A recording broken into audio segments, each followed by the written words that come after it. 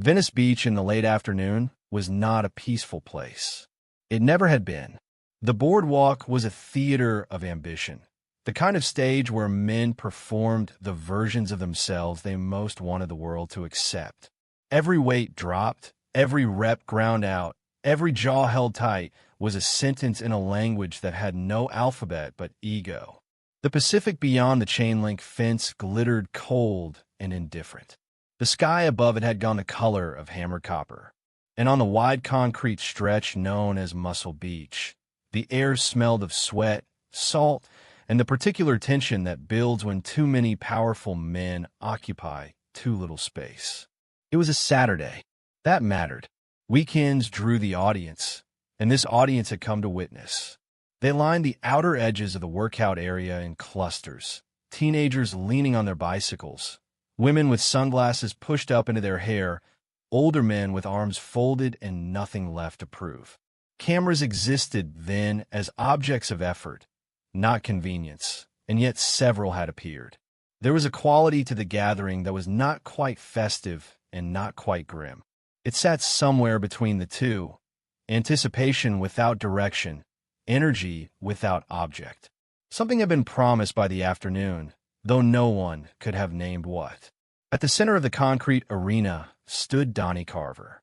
He was the reason the crowd had thickened. He was the reason conversations dropped to murmurs when he walked past. At 31 years old, Donnie Carver was 352 pounds of organized mass. Chest like a ship's prow, arms that made sleeves of fiction, a neck wider than most men's thighs. He had competed twice on a national circuit and placed well both times. He moved through the world the way mountains move through geography, by simply being too large to ignore. His presence rearranged the spatial logic of any room or outdoor space he entered. People stepped aside. People looked. That was the arrangement, and it had existed since he was 19 years old, and he had come to depend on it the way other men depend on oxygen. He was loading the barbell now. The plates clinked against each other with a sound like bells announcing something, though what, the crowd still did not know. His training partner, a man named Rico, spotted the stack with practice calm. Around them, 3 or 4 men from the inner circle of the beach's regulars had naturally formed a loose orbit. They said things. They laughed at the right moments. The arrangement of deference was long established. The light shifted. A cloud the color of old linen passed over the sun, and the shadows on the concrete lengthened and spread. Somewhere behind the crowd, someone laughed too loudly, then stopped. A child near the fence asked her mother something and did not receive an answer. Then, at the far edge of the concrete, near the entrance path from the boardwalk, a figure appeared. He came without announcement. He came without a training bag, without a companion, without noise. He wore dark trousers and a plain white cotton shirt, slightly loose at the collar. He was lean in the way that certain things in nature are lean, a hawk, a drawn bowstring, a river at its narrowest. He stood perhaps 5'7". He weighed, perhaps, 135 pounds. Against the backdrop of the arena, against the mass and volume of Donnie Carver's silhouette, he appeared almost translucent. He did not look around the way visitors do, hunting for faces they know or landmarks they recognize. He simply walked to a clear section of the concrete and stood still. His eyes moved once, a single, unhurried sweep of the space, and then settled on nothing in particular. His hands rested at his sides. His breathing, if you were close enough to observe it, was slow and entirely controlled. He did not introduce himself to anyone. He did not need to.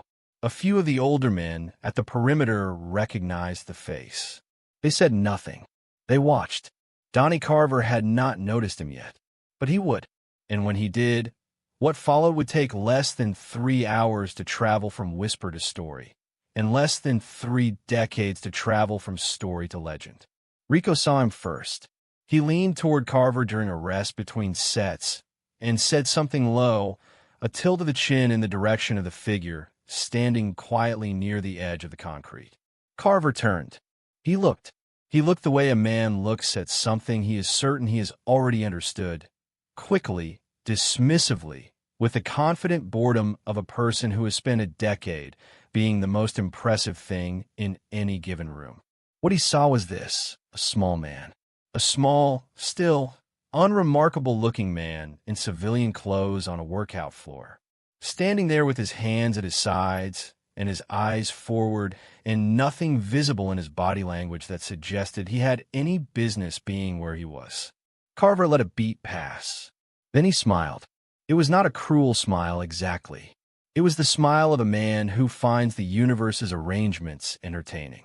He wiped his hands on a towel, handed it to Rico, and began walking toward the figure. The orbit of followers drifted behind him, maintaining their respectful distance. The crowd at the perimeter shifted in posture. Conversations quieted. The change in the arena's atmosphere was immediate and unanimous, the way a weather change is immediate, all at once and from every direction. He stopped perhaps 4 feet from a man. He looked down at him. Then he looked out at the crowd with the expression of a performer who has found his prop for the afternoon. "You lost, little man?" The tourist section's back on the boardwalk. Soft laughter scattered through the crowd. The kind of laughter that is not entirely comfortable but participates anyway, because refusing to participate means standing in the way of something large and moving. The man said nothing. He did not shift his weight. He did not look away.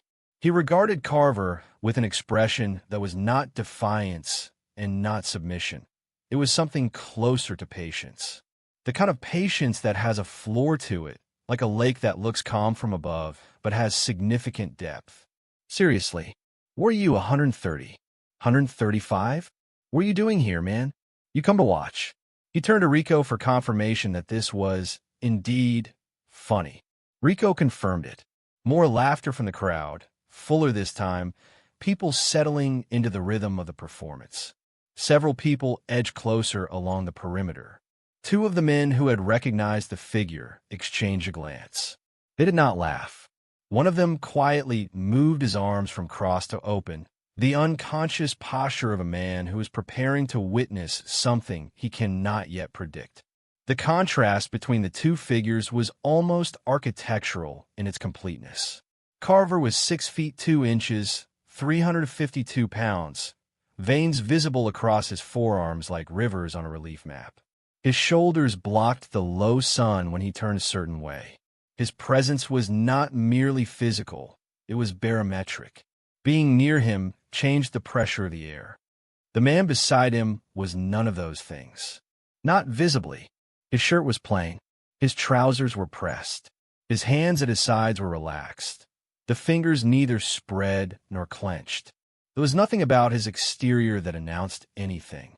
And yet, the 2 men who had recognized him, veterans of this place who had seen fighters and champions and frauds and legends pass through, were standing with the stillness of people who are watching very carefully, because they know that what looks small sometimes conceals something enormous. "I got towels that weigh more than you." The crowd erupted, fully now, their laughter generous and unguarded. Someone near the back called out something in encouragement. A teenager cupped his hands around his mouth. The concrete arena had become a stage, and Carver was its star, and the small man in the white shirt was the occasion for the performance. Nothing more. The small man breathed out once, slowly. His eyes, which had not left Carver's face, softened very slightly. Not in fear, not in amusement, in something that looked almost like recognition, as though he had seen this before, had stood in this exact arrangement of contempt and underestimation, and had already, somewhere in the past, reached a conclusion about how it would end. He said, very quietly, without raising his voice, "Then perhaps you'd like to pick one up." The laughter stopped. Not immediately. It took a beat, the way laughter takes a beat to register a shift in tone, but it stopped. Carver's smile remained on his face, but it had changed in character. It was now the smile of a man recalculating. He looked at the small man for a full 3 seconds. Then he looked at Rico. Then he looked at the crowd. Then he looked back. "All right, little man, you want to show these people something? Let's see what you've got." The crowd pressed closer. The air above the concrete seemed to contract. The two men who had recognized the figure were no longer moving at all. One of them closed his eyes briefly, as though in prayer, or perhaps preparation, and then opened them again. Nobody moved to stop it. Nobody called for sense.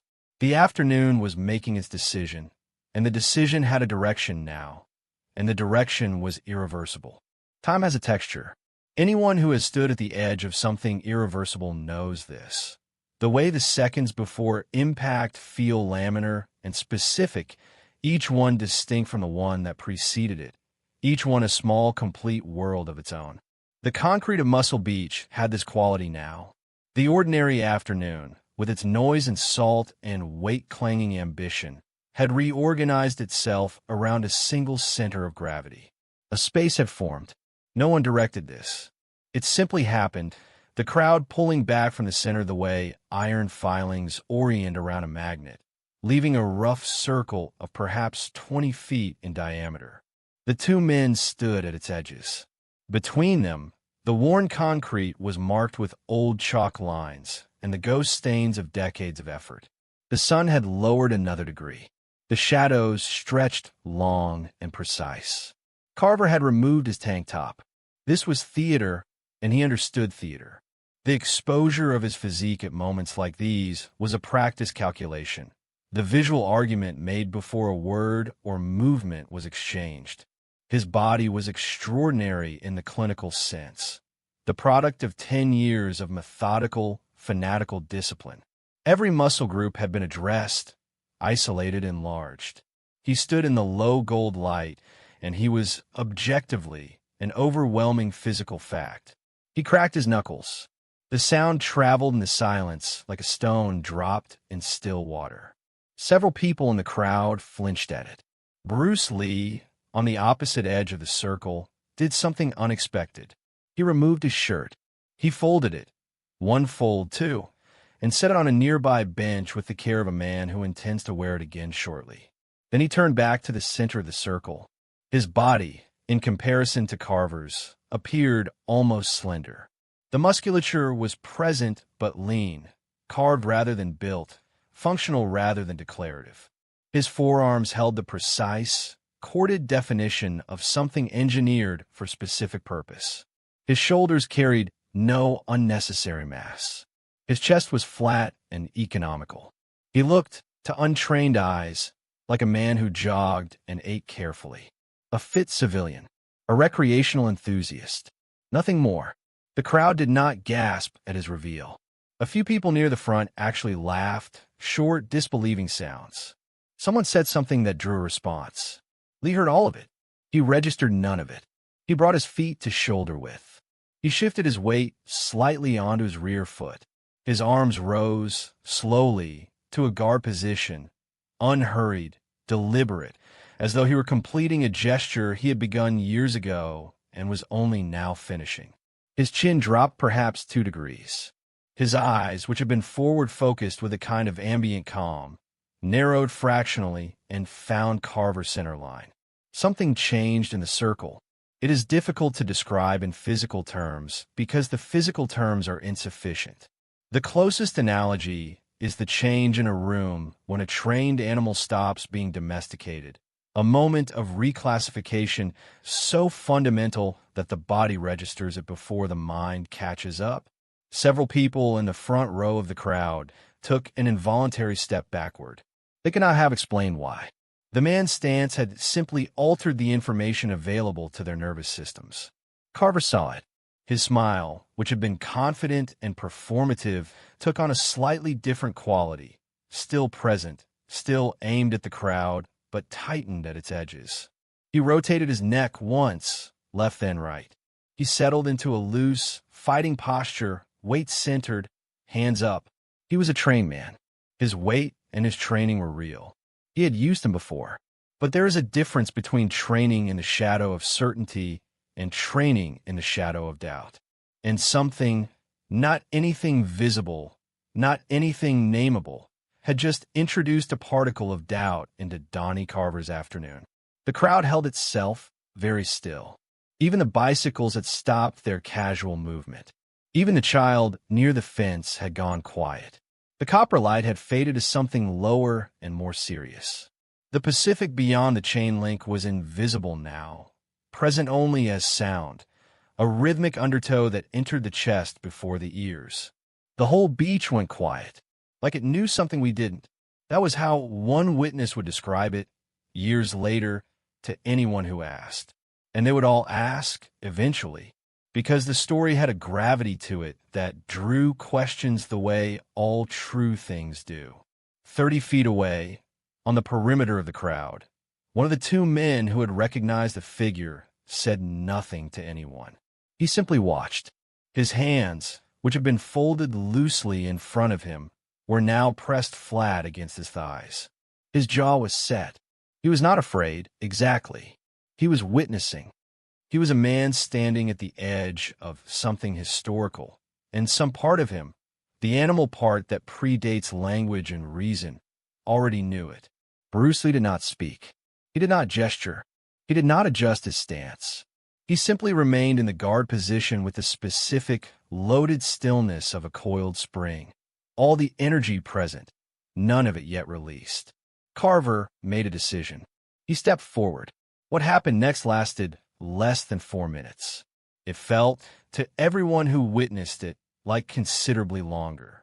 This is the nature of speed when it exceeds expectation. The mind, unable to process what the eyes record in real time, replays it in slow motion afterward. It stretches. It expands. It becomes a space the memory lives inside, rather than a moment it passes through. Carver moved first. A jab, fast for his size. Targeted. Lee was not there. Not sideways. Not backwards. The movement was so minimal, it seemed like an error in perception, a slip of the eye rather than of the body. A slight angle offline, a fraction of a degree, and Carver's fist passed through air where a face had been a half-second earlier. The displacement was perhaps 6 inches. It was enough. It was more than enough. It was, to the eyes watching, impossible. The crowd did not make a sound. Too fast. Too sudden. Too wrong. Carver reset. He understood what had happened. Not consciously, not analytically, but in the body's own language. He had missed. He had missed cleanly. He adjusted his angle, committed to a heavier strike, a right cross with the torque of his full upper body behind it. He was 352 pounds. When he connected, things broke. Lee moved again, but this time it was not simply evasion. The principle at work was one of intercepting, a concept from Wing Chun, the first system Lee had studied under the legendary Ip Man, but refined through a decade of obsessive cross-training into something that had no clean name in any tradition. Rather than retreating from Carver's extension, Lee moved into it, inside the arc of the punch, past the power zone, close enough that the blow became geometrically impossible to complete. And from that position, from inside, his right palm shot upward. Contact, below the chin. Not hard, precisely placed. Snap. Carver's head moved back 2 inches. His weight shifted. He did not fall. He staggered. The crowd erupted, not in the generous, entertained laughter of before, but in something raw and involuntary, a collective sound assembled from disbelief, shock, and the primitive recognition of something being overturned. A woman near the front pressed her hand over her mouth. The teenager who had been calling out encouragement went completely silent. Even Rico, standing at the edge of the circle, had stopped being a spectator and had become simply a witness. Carver found his footing. He breathed hard. He looked at Lee with different eyes, the eyes of a man who has recalibrated his entire understanding of what the next few minutes might contain.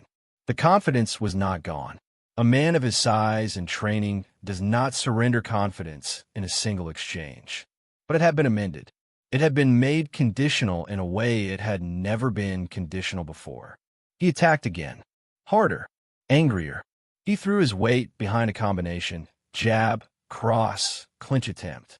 This was the strategy. Close the distance, use mass, wrap up the smaller man and grind. It was sound. Against almost any opponent, it would have been effective. Lee pivoted left. The jab slipped. The cross deflected, one hand redirecting, not blocking, borrowing the force. The clinch attempt, denied by a single step backward, perfectly timed. The crowd gasped. Someone swore. The gasping was not performative. It was biological, the sound of lungs responding to information the brain has not yet processed. There was a moment, a brief, terrible moment, when Carver's surge actually created danger. Catching Lee against the edge of the cleared space, he managed to load up a heavy hook. It was closer than anything that had come before. Lee's slip was partial. The blow grazed his jaw. Not fully, not with power, but with contact. Contact that would have devastated a lesser frame. Lee moved back 2 steps. His hand touched his jaw. He looked at Carver. The crowd's energy shifted. A sound rose from the perimeter, people calling out, some of them calling to Lee, some of them simply making the noise humans make when something vulnerable is briefly in danger. Carver heard it. He heard it as confirmation, as return. His shoulders came back up. He advanced, and then Lee stopped retreating. He stood still for a single beat, one breath, fully drawn and fully released. And then everything that came after happened in a sequence so compressed and so precise that the eyewitness accounts would differ for decades afterward on the exact order of events. What they would not differ on was the outcome. Lee's lead foot cut the angle. Sharp, diagonal. He was no longer in front of Carver. He was beside him, an elbow strike to the ribs. Low, anatomically specific. The sound, hollow, structural. Carver's body folded fractionally left. Lee's hand found the back of Carver's elbow. Just the back, nothing more.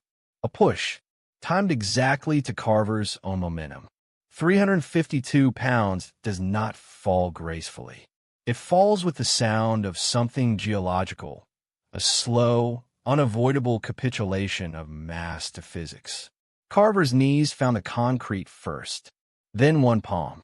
He caught himself. He did not go fully down, but he was on the ground.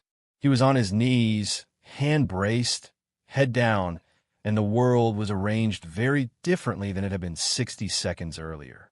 The crowd was silent, not a gradual silence, an instantaneous one, the way silence falls after a gunshot before the echo registers. 20, 30, 40 people, not one of them making a sound. The bicycles had stopped. The pedestrians on the boardwalk beyond had turned. The Pacific continued its indifferent rhythm, but for a moment, even that felt quieter. Lee stood where he had stopped. His breathing had barely changed. His face carried no expression. He looked at the kneeling man, not with contempt, not with satisfaction, not with anything that could be named or photographed. He simply looked. The silence lasted 12 seconds. Someone, later, counted it against their watch, because the silence was so total and so strange that it demanded measurement. 12 seconds during which no one in the crowd spoke, moved with purpose, or looked away from the center of the circle. 12 seconds in which Donnie Carver remained on one knee with his hand braced against the concrete and his head bowed forward at an angle that no one had ever seen it occupy before. 12 seconds in which the afternoon remade itself around a new understanding of what was possible. Carver rose. Slowly, he pushed up from the concrete with both hands, gathered himself, and stood. His face was composed. The shock was there. It would be impossible for it not to be, but it was behind something stoic and internal, not on the surface. He was a proud man, and pride in moments like these becomes a kind of armor. He stood straight. He breathed. He did not look at the crowd. He looked at Lee, and what passed between them in that look was not hostility. It had moved past hostility. It was the specific look of a man encountering, for the first time in his adult life, a ceiling he had not known existed above him. A limit, not a failure of effort or training or heart, but a limit imposed by a different kind of physics entirely. He had met something his mass could not answer and his power could not address, and the recognition of that was written clearly in his eyes, even if his face refused to carry it. Lee held the look for a moment. Then he looked away, not dismissively, simply away, toward the bench where his shirt was folded. Near the front of the crowd, a man who had been standing with his arms crossed since the beginning of the exchange uncrossed them. He exhaled. It was the exhale of someone who had been holding their breath without knowing it. Beside him, a woman said something to her companion very quietly, and her companion nodded once, slowly, and said nothing back. The two men who had recognized Lee at the beginning, the veterans of this place, were still standing at the perimeter. They had not moved. They did not move now. They looked at each other once, briefly. No words were exchanged. What they had seen needed no translation between people who understood what they were looking at. Lee picked up his shirt from the bench. He shook it once, a single clean snap to remove any dust. He pulled it over his head and drew it down. He smoothed the front of it with the same unhurried care he had used in removing it. Then he began to button it from the bottom up, his eyes dropping to each button and then lifting again when it was secured. Rico stepped forward. He said something to Carver, low and private, his hand resting briefly on his training partner's shoulder. Carver acknowledged it with a small movement of his head. He was recovering, not from physical damage, which was minimal, but from a more significant injury of a world model that had shattered and needed reassembling. The crowd had begun to breathe again. The murmuring started at the perimeter and worked inward, the soft, astonished murmuring of people rehearsing what they had just seen, testing the words for it, finding the words inadequate. A boy of perhaps 16 turned to the man beside him and said something. The man shook his head, not in negation, but in the way people shake their heads when language is failing them. Lee finished buttoning his shirt. He adjusted the collar. Then he stood for a moment looking at the circle of worn concrete as though committing something to memory or releasing something he no longer needed to carry. He turned toward the exit path. He paused at the edge of the crowd. One of the men who had recognized him was standing directly in his path. They looked at each other. The man opened his mouth, then closed it. Lee nodded once, a small, complete acknowledgement. Then he continued walking. Just before he cleared the outer edge of the crowd, without breaking his stride and without raising his voice, he said, to no one specifically, to anyone within earshot, to the afternoon itself, the man who strikes first admits that his ideas have run out. He kept walking. He did not look back. Behind him, the crowd remained in place for another long moment. No one moving toward the weights. No one resuming what they had been doing before the figure appeared at the edge of the concrete. The circle in the center of the floor, that 20-foot clearing where two entirely different understandings of human capability had briefly occupied the same space, was just empty concrete again. Chalk marks, old stains, the ghost weight of something ordinary and something extraordinary sharing the same surface. Stories that are true take time to find their shape. In the hours immediately following that Saturday afternoon at Venice Beach, the event existed as raw material, a collection of separate, partial accounts held by 40-odd people who had each seen the thing from a different angle through a different prior understanding of what was possible. The accounts differed in their specifics. They agreed unanimously in their substance. By that evening, the story had traveled from the beach to the surrounding neighborhood through the accelerated grammar of word of mouth. By the following week, it had reached ears in the martial arts community up and down the California coast. By the month's end, it had been reconstructed, embroidered, stripped back, re-embroidered, and argued about in training halls and gymnasiums from San Francisco to San Diego. The fight had lasted less than 4 minutes. The story of the fight would last considerably longer. Donnie Carver never spoke publicly about what happened. This itself became part of the story, the silence of the large man, his refusal to either confirm or deny. He continued training. He competed again the following year. He did not bring up the afternoon at Venice Beach, and those who knew him well enough to ask about it directly learned quickly that the subject was not open. He was not diminished by what had happened. Precisely, a man of his discipline and character is not unmade by a single afternoon. But he was changed by it. People close to him noted it in small ways over time. A certain tentativeness that had not been there before when facing opponents of unusual quality. A habit of watching people more carefully before deciding he understood them. The two veterans who had recognized Lee at the perimeter became, in subsequent years, the closest thing the story had to primary sources. They spoke about it separately, in different contexts, to different people, and the consistency of their accounts gave the story a structural integrity that kept it alive long after similar tales had faded.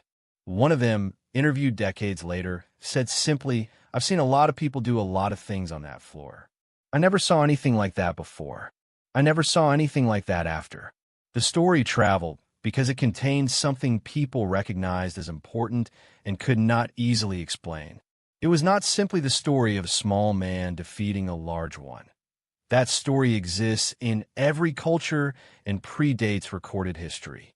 It was the quality of the defeat, the calm of it, the economy, the absence of anger, of swagger, of any of the emotional weather that usually accompanies violence.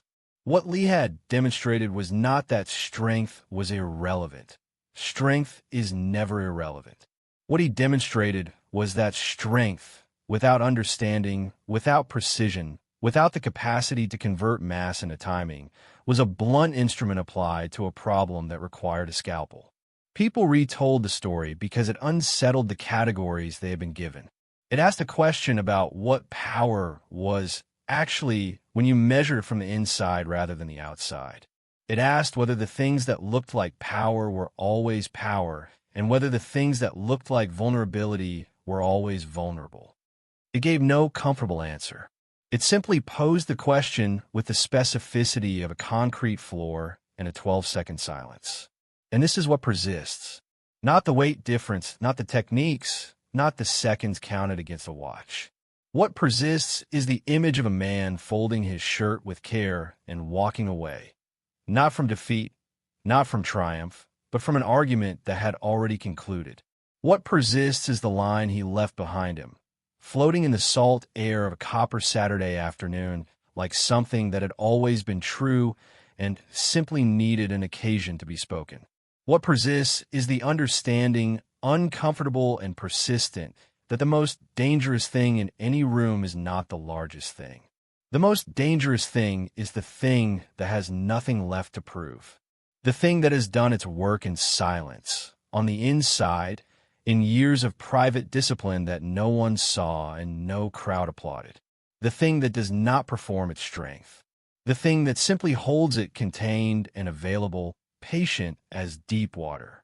Speed is invisible until it arrives. Silence has no weight until it falls. And the man who has truly mastered something never needs the world to know it. Only the moment does.